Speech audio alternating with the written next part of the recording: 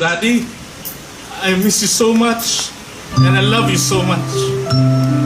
It hurts so much, but the pain will keep me going, and will always guide me on the right track. Paano ang puso kong ito ngayong lumisan ka sa buhay ko?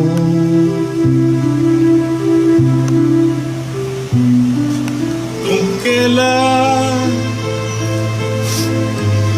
sumikat ang araw at lumigaya ang ating mundo.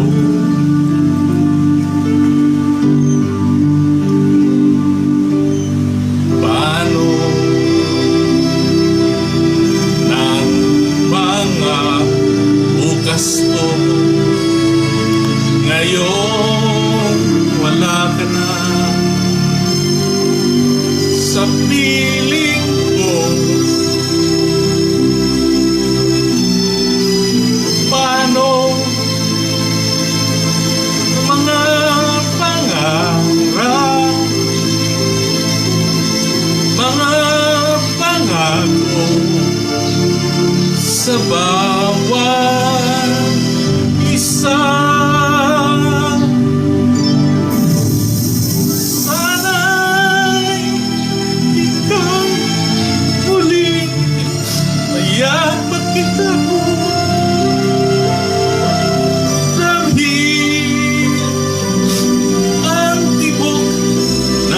Puso mo, sana'y yakapin mo ako muli. Kahit sandali, kahit saglit, mayakap ka mo. At sunod yung pila, wato ng mga trabaho din kami na lang. Okay? Para sa mga over. Kami na lang, ha? Kami na lang. Okay. Goodbye. Puso ko'y biglang nawala, iyong iniwanan na nag-iisa.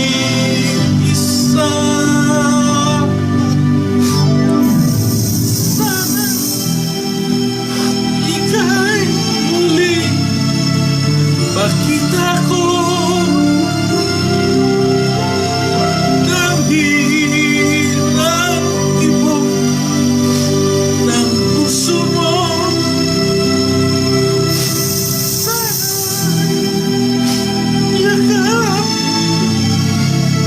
ako muli, kahit sandali, kahit saglit.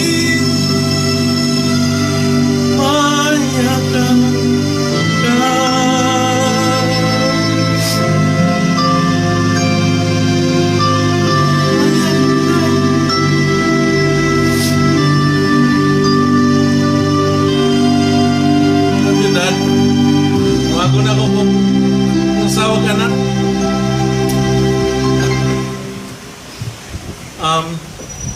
In the last part of the same movie also,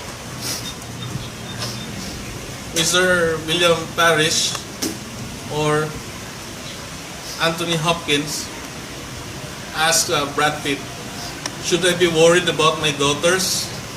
Should I be worried about my family? Joe Black, Mr. Death himself, answered, do not worry. These things have a way of taking care of themselves. So to my father, Governor Cagas, I'd like to thank you for everything that you've done for me, for our family. You've displayed the greatest love of all. And your love is so overwhelming. It has made me love all the Cagas family. And your legacy, I shall forever continue, whether it be in politics, whether it be beyond 2022, or your grandson. I promise, pledge to you, to take care of your wife, to give her the best remaining years of her life, to make her truly, truly happy. So to my daddy, to my Cagas, you are the greatest of all time. You have done what you can for the province of Davao del Sur, and I hope I will be given a chance also to finish what I've started and further to continue what dreams you have left for the people of Davao del Sur. Thank you very much, Dodo. And we love you. Love, Lolo. Thank you. Yes, I know how loveless life can be.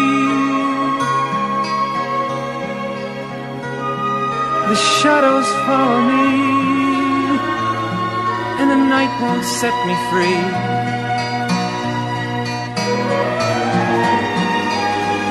But I don't let the evening bring me down. Now that you're around me,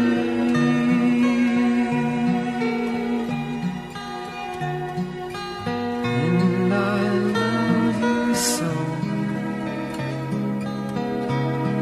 The people ask me